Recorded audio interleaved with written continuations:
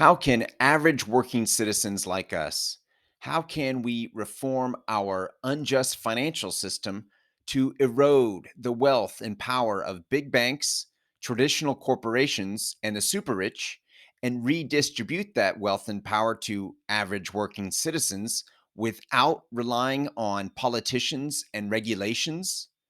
This is the question we ask on the Crowd Effect podcast. I am your host, Paul Lovejoy, activist investment advisor and founder of Stakeholder Enterprise. On today's show, we are going to continue our discussion on giving us the best possible chance to reform our unjust financial system. Now, to have this best possible chance, I came up with the 5 steps to success.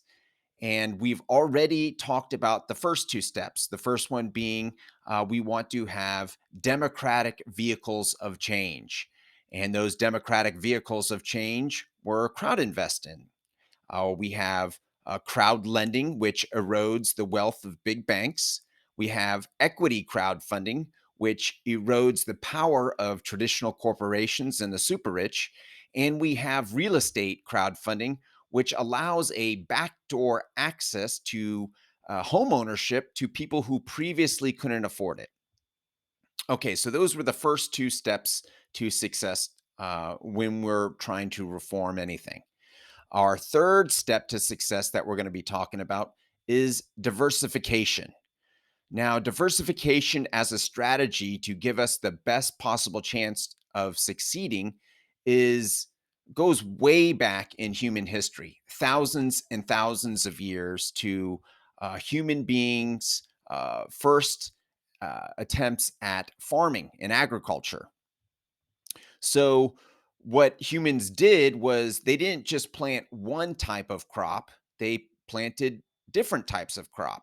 So, if we're talking about the Middle East and the Fertile Crescent, they were growing not just wheat, but wheat and barley. Uh, these different crops had different nutrients. And not only did they plant different crops, but they planted them in different areas.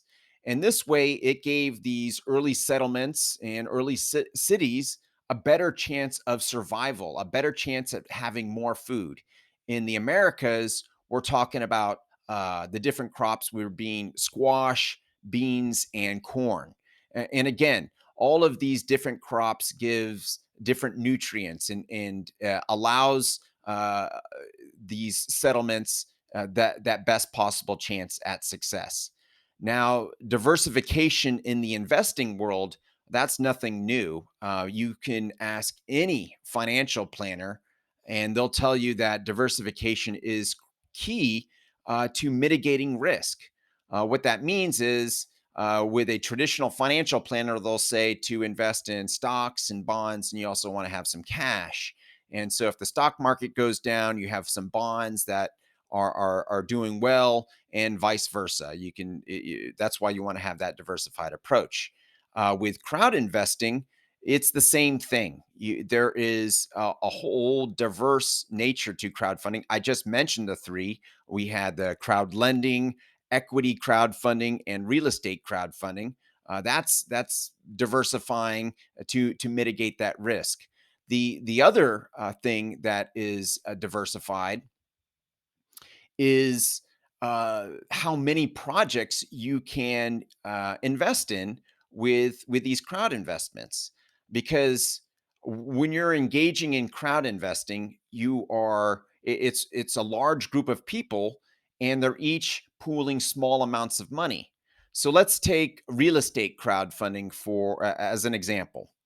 All right. So to buy one single property, and just to put a down payment on one single property for, let's say, a rental property. Let's say you want to buy a $100,000 rental property and you need to put 20% down as a down payment. So oftentimes you're going to need more, 25%, but let's just say 20%, easy math.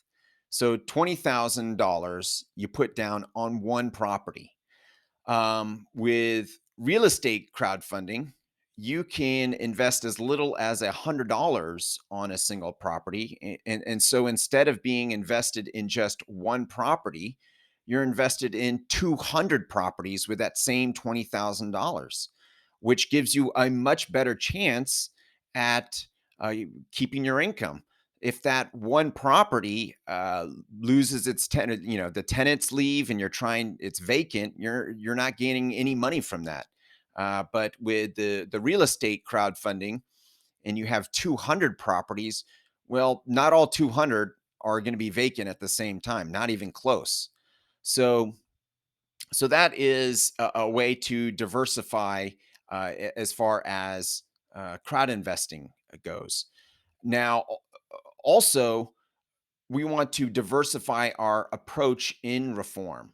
So, right now, we have all of our eggs in one basket trying to reform using our political process as a way to reform. And a way to diversify reform is to also engage in a market based approach to reform, such as crowd investments.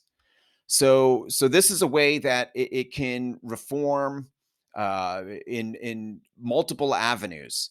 Now, voting, that's an easy thing to do. You can vote, and there isn't a lot of really engagement going on. Whereas a market based approach, are constantly you can constantly diversify within the crowd investing approach.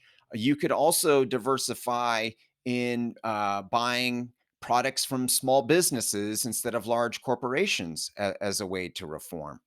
Um, and you could also diversify by taking your money and checking accounts and setting it up with a credit union.